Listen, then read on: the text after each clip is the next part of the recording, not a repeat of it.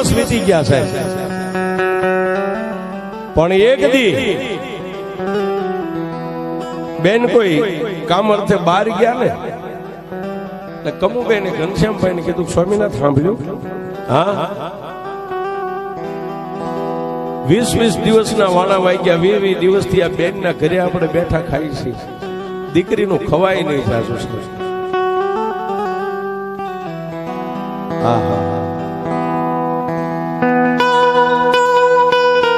એ બેન ના ઘરેથી 20 દિવસથી બેઠા ખાય છે, દીકરીનું ખવાય નહીં.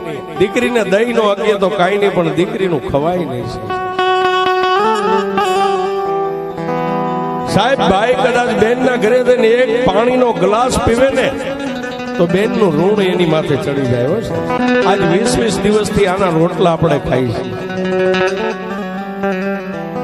અને તેથી સાહેબ ઘનશ્યામભાઈ મનની માલિબા વિચાર કરી અને પછી સાહેબ આ જે ધરતી ઉપર આપણે બેઠા છે ને, એક એના બેન બોટાદમાં રહેતા ને એક પોતાના ભાઈ પણ અહીં રહેતા, એટલે પોતાના ભાઈને સંદેશો મેળવ્યો છે. અને સાહેબ એક વાત તમને કહી દઉં, આજે મઠની માલિબા કાળી નાગણીઓ બેઠી ને સાહેબ, એ દુઃખ પડ્યા વગર કોઈને મળ્યું નથી સાહેબ. રૂપિયા વાળા નથી મળ્યું,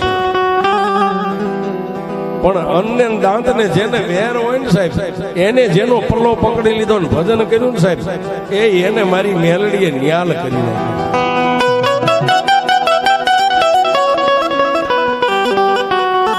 બોટાદની માલિબા પોતાના ભાઈને સંદેશો મેળ્યો કે ભાઈ, જો બેન અને તું બે કહેતા હોય ને તો હું મારા બાળ બચ્ચાને લઈને બોટાદની માલિબા વિયો, મારાથી જે બનશે હું મજૂરી કરીશ.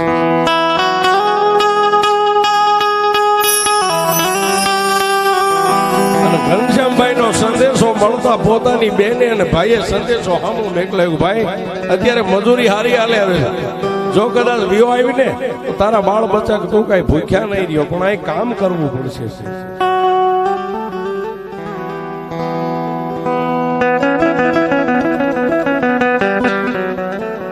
તલસાણાની માલિબાથી પોતાના બાળ બચ્ચાને લઈ અને ઘનશ્યામભાઈ બોટાદની સામે ડગલા માંડ્યા છે. આ પ્રથમ જયારે બોટાદમાં આવ્યા એ વાત કરું છું.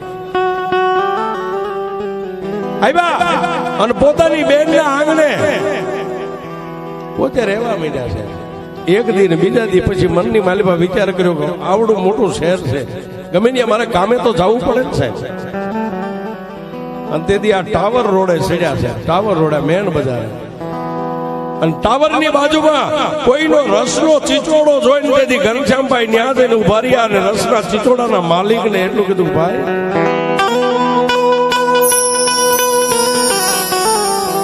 બોટાદની માલિબા પહેલો વહેલો આવ્યો છું, કામ ગોતવા માટે નીકળ્યો છું, તમે મને કામે રાખશો?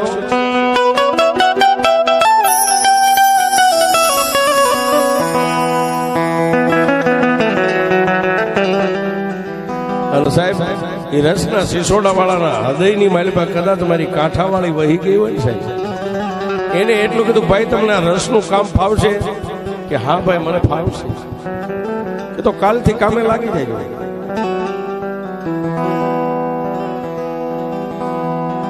અને ઈ રસના સિસોડે તેથી ઘનશ્યામભાઈ કામે લાગ્યા. રસના ગ્લાસ ધોવે, કોઈને ક્યાંય ઓર્ડર હોય તો રસ દેવા જાય. આમ કરતા કરતા કરતા કરતા કરતા દિવસો માથે મહિના દિવસો છે સાહેબ. એ વખતે 25-30 રૂપિયા જે મજૂરી આવે અને એની માલિબાથી પોતાના 2 બસડા ને 2 માણા પોતે સાહેબ 25-30 રૂપિયા સાહેબ આ મોંઘવારીમાં ખાવાનું ન પૂરું થાય છે.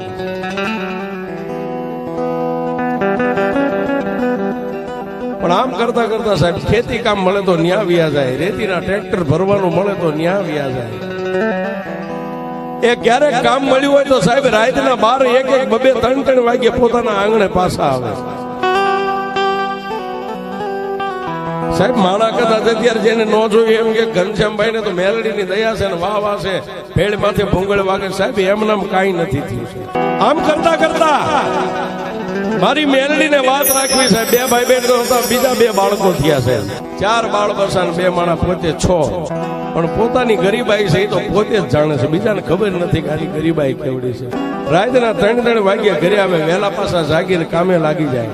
પણ એક દી સમય એવો આવ્યો સાહેબ, હજી ગામની માલભાઈ એટલી બધી ઇજ્જત આબરૂ મેળવી નથી. ગમે ત્યાં જઈને ઉભા રહીને લાંબો હાથ કરીને કોઈ 5000 રૂપિયા આપે, એવડી મોટી આબરૂ નથી મળી સાહેબ. પણ પોતાની બેનના આંગણે રહેતા ને સાહેબ, એક દી બેને એવું કીધું, ભાઈ હવે મકાન ખાલી કરવું પડશે, કારણ કે મકાન પાડીને અમારે નવા મકાન બનાવવા છે. હા હા, ક્યાં જાવ, કોને કહું? દિવસ ઉગ્યો ને બજારની માલપા સાહેબ, જે માણસ પારખતો હોય ને સાહેબ, હીરાને ઝવેરી જ પારખી હતી. ઘનશ્યામભાઈ મનની માલપા મુજાય છે કે હવે રહેવા ક્યાં જાવ, મને મકાન કોણ આપે, મને આશરો કોણ આપે? આમ વિચાર કરતા કરતા પોતાની બેનના આંગણેથી બજારની માલપા ડગલા માંડ્યા છે. બજારની માલપા ધીમે ધીમે હાલ્યા જાય, પોતાની નજર ધરતી સામે છે. વિચાર કરે ક્યાં જાવ, કોને કહું, કોણ મકાન આપે, કોણ મને આશરો આપે? પણ સાહેબ એ સમયે પોતાને કઈક ઓળખાણ થોડી જાય છે સાહેબ. ઈશ્વરભાઈ હામાં મળ્યા ને એટલું કીધું, ઘનશ્યામભાઈ કઈ બાજુ આપ?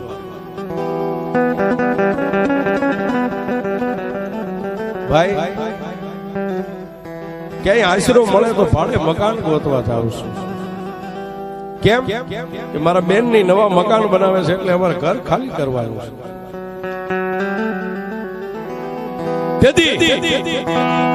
ઈશ્વરભાઈ એટલું કીધું, ભાઈ મારે નાની એવી ઓયડી છે, જો તને એમાં ફાવે તો તને ઠીક પડે એટલું ભાડું આપજે, પણ ભાડું લઈશ. અને ઓરડીની માલિપા સાહેબ તેથી પોતાના બાળ બસાને લઈને ઘનશ્યામભાઈ નાની એવી ઓરડીની માલિપા પોતાનો સામાન નાખ્યો. વાત કરતા વાર લાગે, સમયને જાતા વાર ન હોય.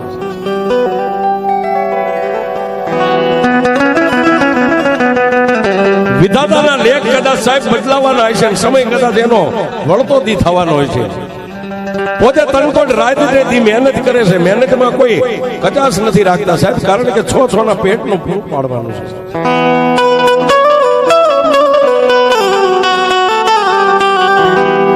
પણ વાત કરતા વાર લાગે, એક દી પ્રભાતના પોરની માલપા ઓરડીની માલપાથી બહાર નીકળી અને ઉભા છે સાહેબ. આવા સમયની માલપા વાત કરતા વાર લાગે બાબા. એ પ્રભાતના પોરની માલપા નાની એવી ઓરડીની માલપાથી બહાર નીકળીને ઉભા રહ્યા. દલવાડી સમાજનો આદમી, નામ જેનું બુધાભાઈ, એને સામેથી એટલું કીધું, ઘનશ્યામભાઈ એક પ્લોટ વેચાય છે, તારે પ્લોટ રાખવો સાહેબ? સાહેબ ખીચા હોહરવા હાથ જાય ને એને એમ કે તારે હાથીનું હાટું કરવું છે, માણાનું કાળજું ધ્રુજી. એ બુધાભાઈ દલવાડી ને તેથી ઘનશ્યામભાઈ એટલું કીધું, ભાઈ આશરો તો રાખવો પડે, આશરો તો બનાવવો પડે. જિંદગીમાં એકવાર પક્ષી પણ માળો બનાવે છે. પ્લોટ લેવો છે, પણ એની કેવડી કિંમત? મારી પાસે એટલા બધા રૂપિયા નથી. તેથી બુધાભાઈ એટલું કીધું, ભાઈ ક્યાંય સગા વાલામાં કોઈ બેનું બનેવી પાસે, અરે તમારા ગામડે જાઓ, બધા પાસેથી થોડો થોડો ટેકો લ્યો તો કાલે આશરો થઈ જાય છે. અને તેથી બુધાભાઈ ને પ્લોટ ની કિંમત ઘનશ્યામભાઈ એટલી કીધી, કેવડી કિંમત છે? હવે 35,000 રૂપિયા. 35,000 રૂપિયા સાહેબ પ્લોટ ના. અને સાહેબ ઘનશ્યામભાઈ મનની માલિપા વિચાર કર્યો કે લાઈવ એકવાર મારા બાપની પાસે જાઉં, મારા ગામની માલિપા જો થોડો જાજો ટેકો એ આપે ને તો ત્યાંથી થોડાક રૂપિયા માણાના આશા હોય ને સાહેબ. પોતાની ગરીબ પત્નીને કીધું, બાળ બચ્ચાનું ધ્યાન રાખજે, ગુંદિયાળાની માલિપા જાઉં છું, રૂપિયા ભેગા કરવા પડશે, પ્લોટ લેવો છે. અહીંથી ગામડે જઈને પોતાના માવતરને વાત કરી, એટલે પોતાના માવતરે એટલું કીધું, બાપ અમારી પાસે તો કાંઈ છે. હા હા, રાત રોકાય અને દિવસ સુધી એટલે પાછો મનની માલિપા ઘાટ કરે, હવે ક્યાં જાવ, કોણ મને આવકારો દો? અને ત્યાંથી નીકળ્યા સાહેબ ગુંદિયાળા ગામની માલિપાથી અંકેવાળિયાની માલિપા પોતાની બેન છે એના આંગણે. બેનને આંગણે જઈને ઉભા રહીને બેનને વાત કરી, બેન પ્લોટ લેવો છે. એટલે પોતાની બેને પોતાના ધણીને વાત કરી, મારો ભાઈ આવ્યો છે, આશા લઈને આવ્યો છે, એના બાળ બચ્ચા નાના છે અને એની બહુ ગરીબાઈ છે, માઠો સમય છે. પ્લોટ લેવા આવ્યા થોડો થતો આપણે એને ટેકો કરીએ સાહેબ. એ સમયે અંકેવાળિયાની માલિપાથી પોતાના બનેવી અને બેને થઈને 10,000 રૂપિયાનો જેને ટેકો કર્યો.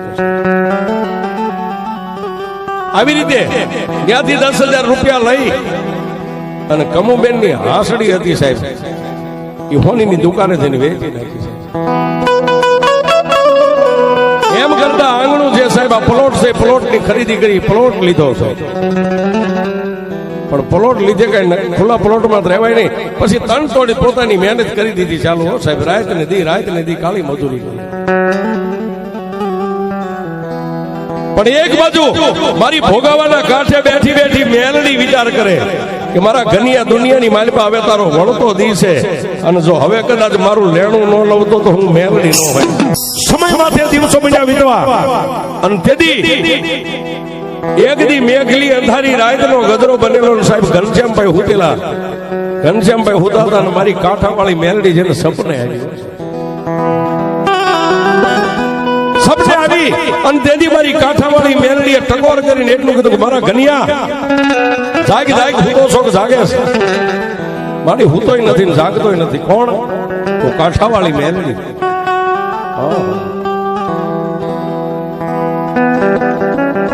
મારી અત્યારે આવવાનું કારણ કે મારા ઘનિયા એક દી શેર માટીની ખોટ હતી, તેથી તું તારા ઘરેથી બાઈ